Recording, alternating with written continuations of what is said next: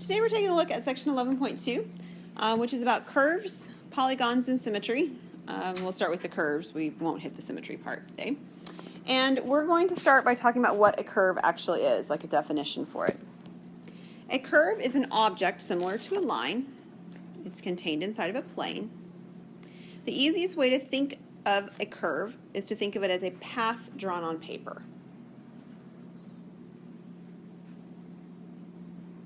A curve can be described as connected if it can be drawn without lifting a pencil. So there's no breaks in the figure. We were supposed to do all this together. I still have a screen from last time. Hang on. We'll fill that in. And a curve can be described as simple if it does not cross over itself. Okay, so curve is simply a path, connected there's no breaks, and simple means it doesn't cross itself. So these objects that are drawn at the bottom are all curves. Our goal is to decide if they are simple or they're connected or they're neither, basically. And they could be both too, okay? So we're just going to identify first which ones of these are connected. So connected means that they have no breaks. You can start at one place and you can draw the whole shape without picking your pencil up. Is the first one connected? Yes. It doesn't have to end at the same place you start, okay? It just has to start and stop, okay, without having to pick up your pencil to continue drawing. So this one is considered connected.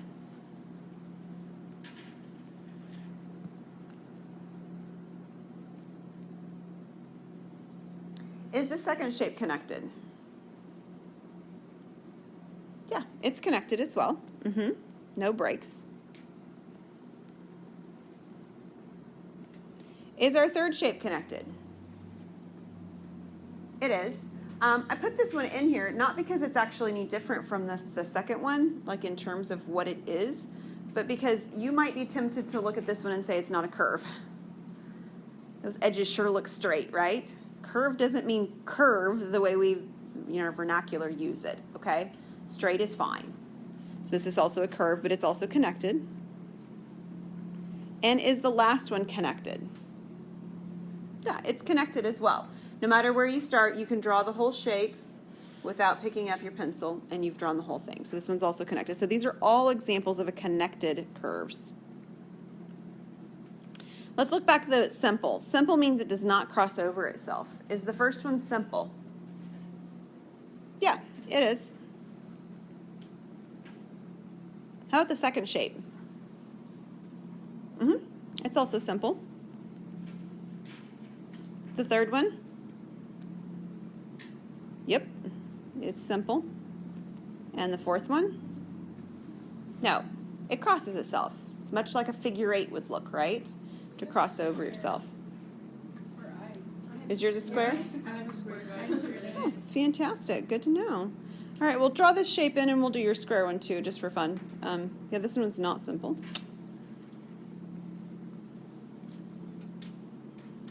I guess I need to double check on my notes on that one. That's weird.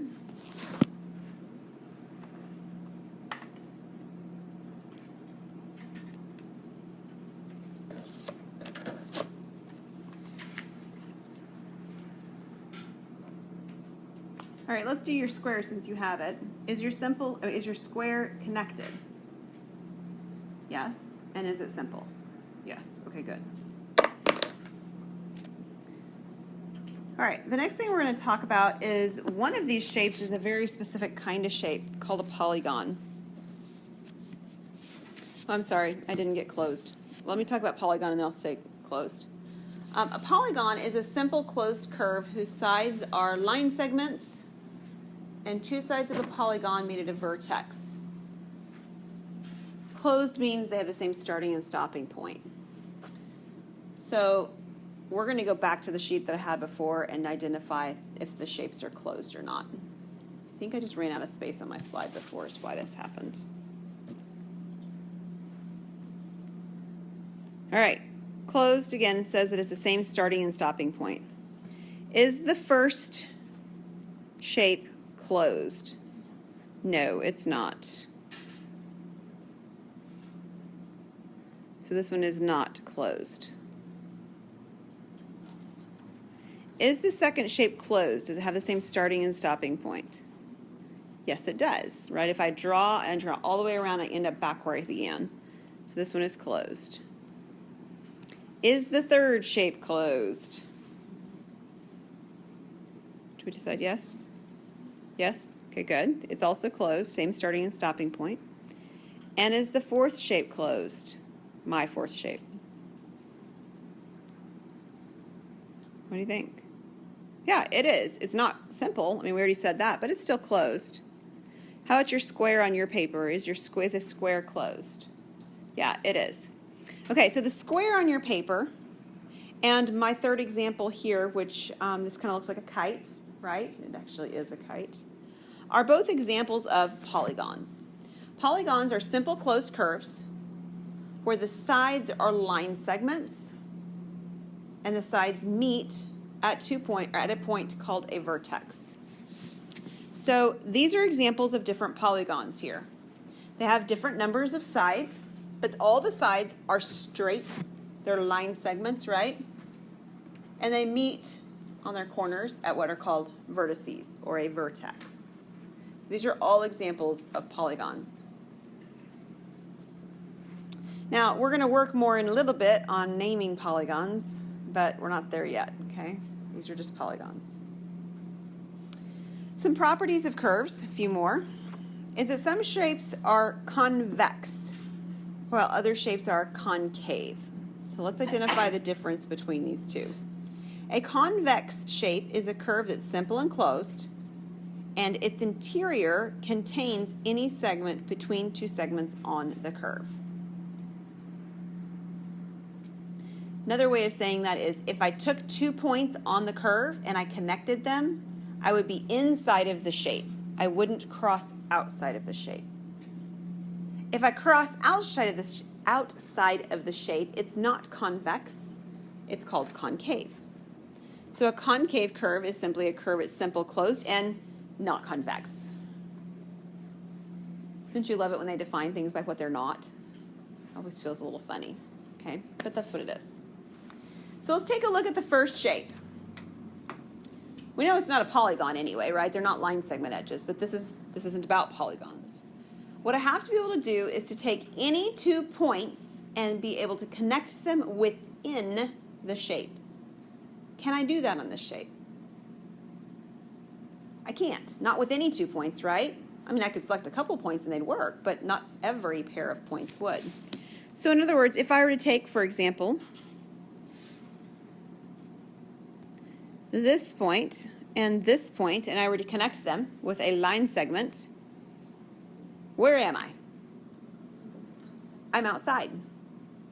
And I can't even have so much as one place where that happens, and it also be called convex.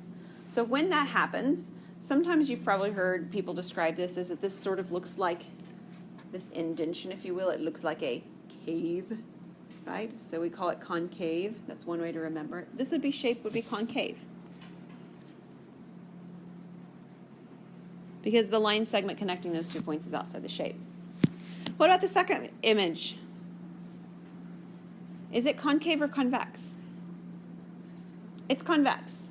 Every pair of points I pick, no matter where they are, if I connect them, they're inside the shape. Now, for those of you who want to be real technical about it, you might try these 2 points and you connect them and it's actually on the edge, right? I mean, like, that's okay. Being on the edge is still a part of or inside the shape, okay? It didn't go outside. So there's no problem with that. So this one is convex. How about the third one, concave or convex? Concave. And if you draw in the problem spot, you might see something like this, right? That's a problem spot. So this one would be concave. And how about number 4? Convex.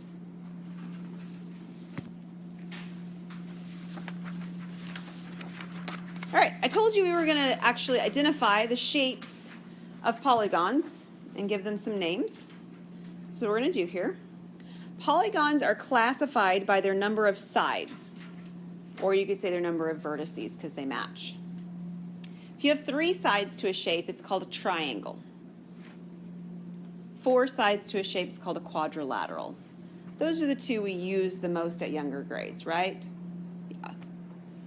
5-sided shapes are called pentagons.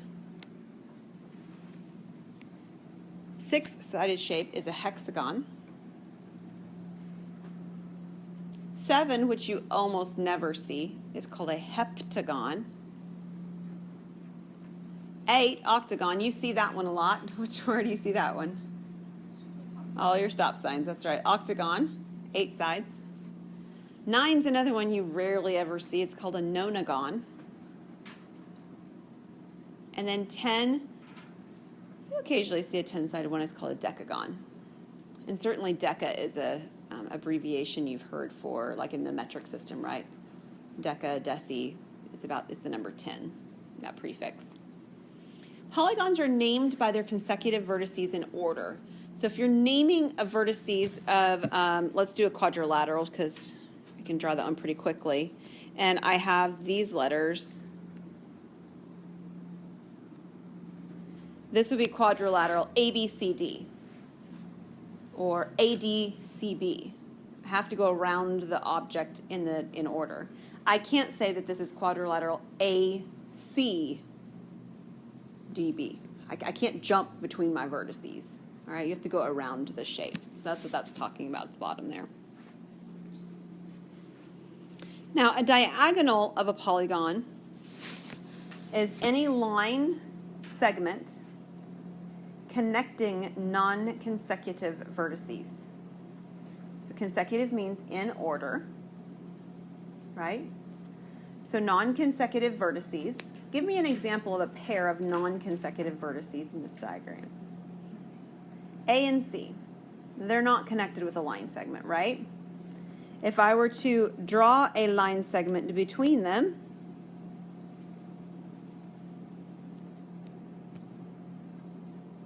that line segment, if I drew it well anyway, that's pretty close, would be considered a diagonal. So in this diagram,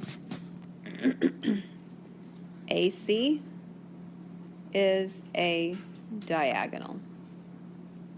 Now, there's more than one diagonal in this diagram, right? What's the other one? BD also is.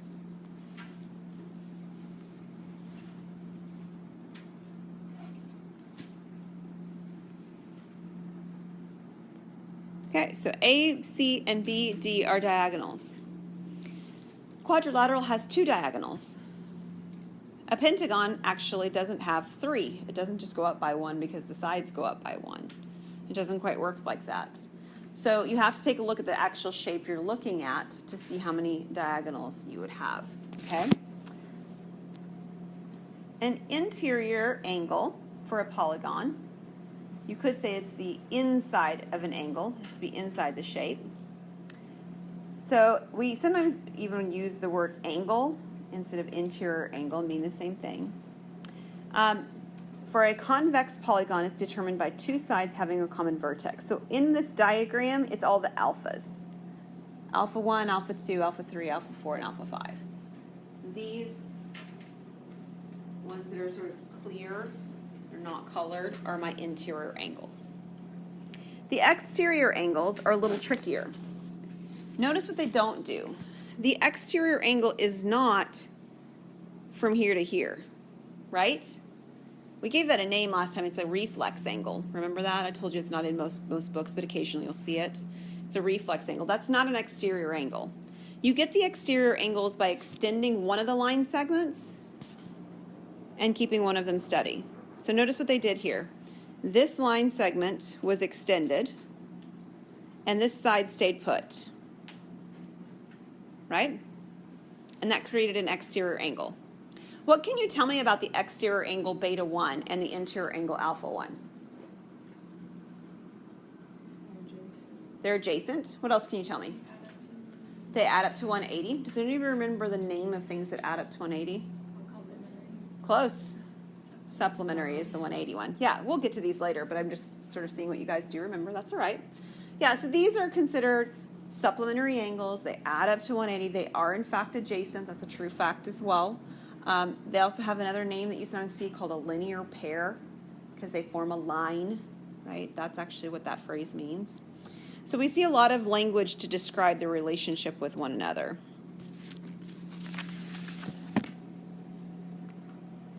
What about congruence? So when you think congruence, hear that word congruence, you need to think equal length. Okay, equal length is what congruence is all about, at least for line segments, and that's where we're starting. So congruent segments are two segments of exactly the same length. There's this funny symbol. It looks like an equal sign with a tilde on top. That is the congruence symbol. And we use that between line segments to indicate that they are congruent. So for example, if I were to write out the congruence of this diagram, I would say that AB line segment is congruent to CD with the line segment on top. That's how you write it, okay? We only use equal between them if the two segments have the exact same size, which these do, shape, which these do, and location, which these don't. So equal actually just means it's itself. That's not very useful, right? I mean, I can talk all day about the fact that I am equal to myself, and you'd be like, who cares, right? So we don't talk about equality of line segments or of objects like ever. We always talk about congruence. But congruence just means they're carbon copies of each other, okay? That's what it really means. Two segments are marked with the same number of hash marks are understood to be the same length. So this diagram, you see the little blue mark in the inside of these? That tells you they're the same length. Sometimes you'll see shapes. I'll draw in a rectangle here to give us an example. If I had a rectangle, we'll face this fact later, but this side and this side are congruent, and this side and this side are congruent. So I want to make sure that my hash marks pair things up that are congruent. I wouldn't want a single hash mark on all four sides because not all four sides are the same. It's just the opposite pairs that are. So you'll see multiple hash marks not noted on diagrams sometimes as well. Now segments are not the only thing that can be congruent. In fact, most geometric shapes we can talk about congruent statements between them. So moving from segments, we'll move into angles. You can also have congruent angles. So if congruent segments have the same length, then it should make sense to us that congruent angles have the same measure. Right? They open the same amount. Again, we have this congruent symbol. It's going to be used all the time. If we are looking at this diagram, you'll notice there's two hash marks over here on the right ones. Like single marks on the right. There's double marks on the left. So you have two pairs of congruent angles here, right? Marked differently. We could talk about, let's use the ones here on the left, the double hash marks. We can talk about this angle right here on the far left. If we were writing the angle in order, this would be angle either DAE or EAD.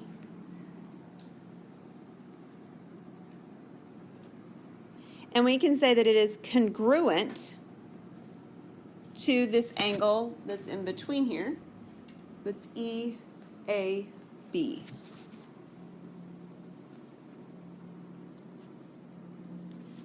Again, the reason they're congruent is because they have the same angle measure. So I want to draw your attention to one other thing that could be written. How does the statement that I just wrote compare to the one underneath it that's underlined? What's similar, what's different? It's the measure of. Okay, we see an M in front, right? That's different. We'll talk about the measure of part. What else do you notice, Allison? There's no tilde above the lines, right? This is actually an equals statement. Now, we talked about this last time in terms of line segments. We talked about the fact that if I write out AB equals CD versus AB congruent to CD, we didn't use all the symbols because we didn't have them yet. But these statements are similar statements. But this right here is talking about how long they are. It's numbers. it makes perfect sense to say 5 equals 5. But the only way that the actual line segments could be equal is if they're identically the same, right? I am equal to me, right? Me, myself, and I. So these statements are very similar. They have some things in common. They are still both talking about how long they are. And our statements down here are both talking about how big the angle is. But the statement that I wrote in white is a statement about the angles themselves. The angles have the same measure. They're congruent. The statement that's underlined is telling you that if you got a numerical value for both of them, those numbers would be the same. That's all it is. This is a statement, an equals, an equation about numbers. Okay? Two angles marked with the same number of arcs, or whose arcs have the same number of hash marks, are understood to be congruent. And we already mentioned that before with our diagram of my rectangle. It's the same thing for angles. If all of the angles in a shape are equal to each other, it's called equiangular.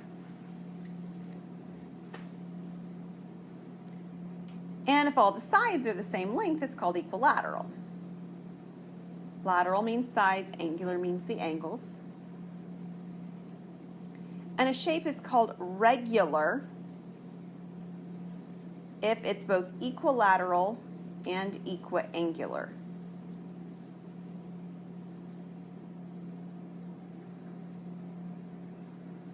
Now, sometimes people start to feel like equilateral and equiangular mean the same thing. And they do if you've got a triangle. In a triangle, they are the same thing. You just don't have enough sides to be able to do much with them, okay? But once you have 4 sides or more, these two definitions are different. So I want to draw you an example with quadrilaterals to show you that they don't have to be the same. And then we will kind of talk about how you could manipulate other figures in the same kind of way. So if I did a quadrilateral that is equiangular and equilateral, it would be a square. So this one is both, or we could call it regular. It's equilateral and equiangular. Agreed? Okay. The easiest thing to manipulate is side lengths. This shape is not equiangular. I'm sorry, I said it wrong. It is equiangular. It is not equilateral. All 4 sides are not the same. So the most you can say about this one is that it is equiangular. 4 equal angles. I'll draw you another one. We haven't talked about this shape yet. I've mentioned both those other ones before. Let's see.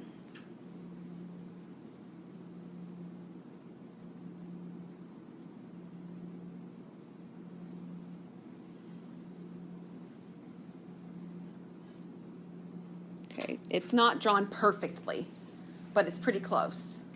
The 4 sides are supposed to be equal, and clearly the angles are not all equal, right? Does anybody remember what this shape's called? Rhombus. Good job. I'm impressed. It is a rhombus. Rhombus has 4. This is just as a reference for you. We'll talk more about that shape another day, but this one is equilateral.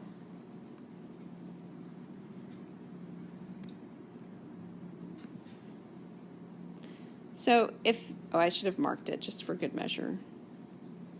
Okay, all 4 sides are marked the same. That black is terrible. I should use something else. How about pink?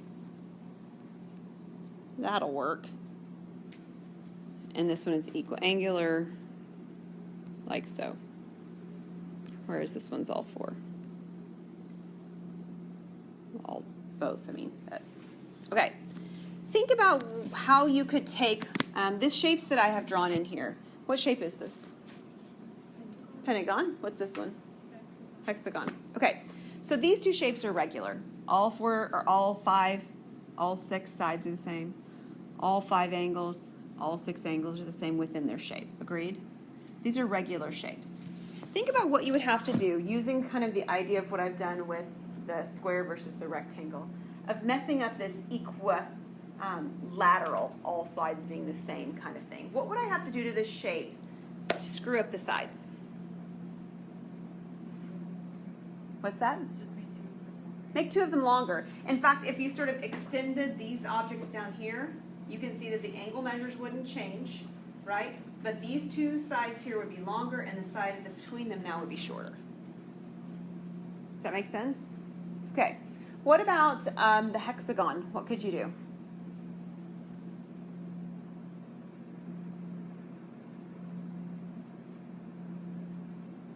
Has anybody ever played with Play-Doh? What do you do with Play-Doh? Stretch it, or you squish it, right? What if you were to take the two sides on the left and the right, and you were to just stretch them a little bit? So just made the top and the bottom longer. It's kind of what we did with our square turning into a rectangle shape, right? We just made it longer. And that would mess up the equilateral. Messing up equiangular is really easy. All you have to do is make one smaller than the other. So if you were to mess up equiangular, I'll just draw an example for the hexagon or the pentagon shape. All I would have to do is make these two like this, with straight segments, of course, because my drawing's terrible, and then it would not be equiangular anymore. Agreed? Yeah, that messes it up pretty quickly. Okay, so we're going to give some examples that I have not already given you. I want you to create something different. Something different that's a polygon that's equiangular, that means all equal angles, and not equilateral. And remember, don't use triangles here because there's not possible with triangles to do these sorts of things. And you can't use rectangles because I just did. So you got to use something different. A shape that is equiangular but not equilateral. And on the second one, I want you to sketch a polygon that is equilateral but not equiangular. Okay, so take like 2 minutes to try to come up with something. Don't freak out about it if you can't, it's all right. And then I want you to turn to a neighbor and see what kinds of shapes you came up with.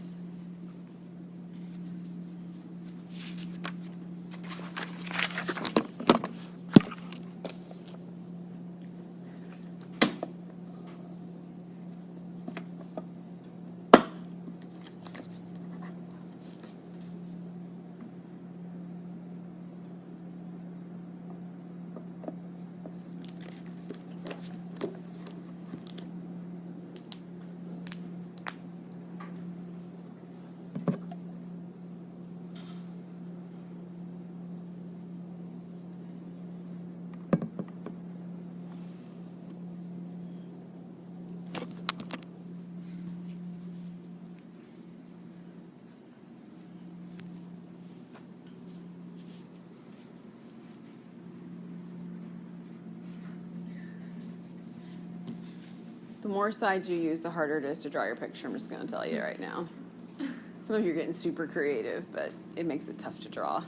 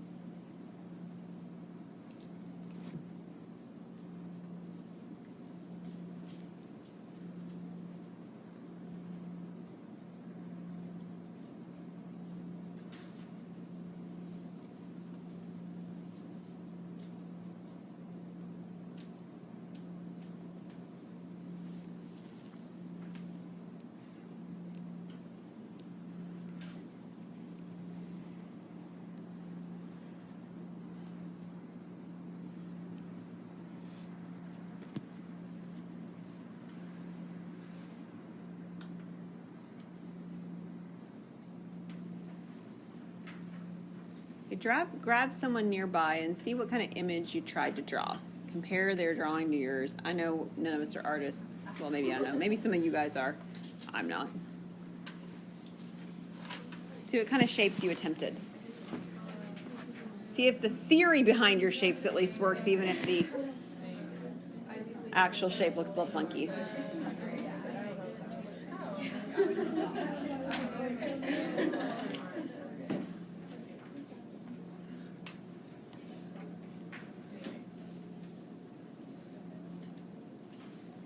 All right, what kind of shape did we get? Just get somebody give me an example. What did you do for number 1? I did an octagon with like longer sides. Okay, I so know that's a lot of sides. sure. All right, so you drew something like, where were your longer sides? On the top and bottom? No, on the 2 sides. On the 2 sides. So like this.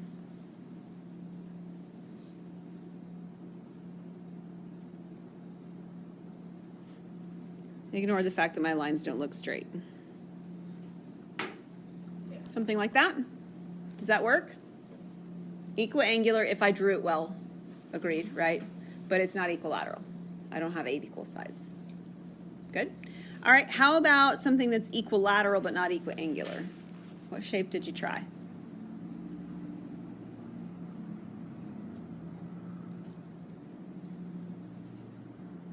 Okay, I'm going to draw you a shape that you know, you're very familiar with, but you just didn't think of. Or maybe you're just not telling me.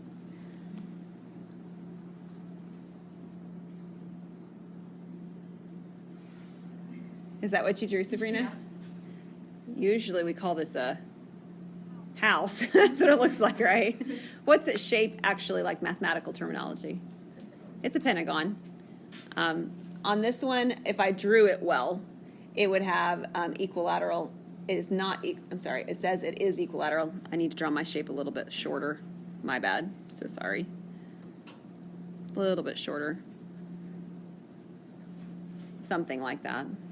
By definition, I'm going to tell you this. How's that? I marked it, so it's all good. But it's not equiangular, right? In fact, there's right angles at the bottom. It's definitely not what I've got at the top going on.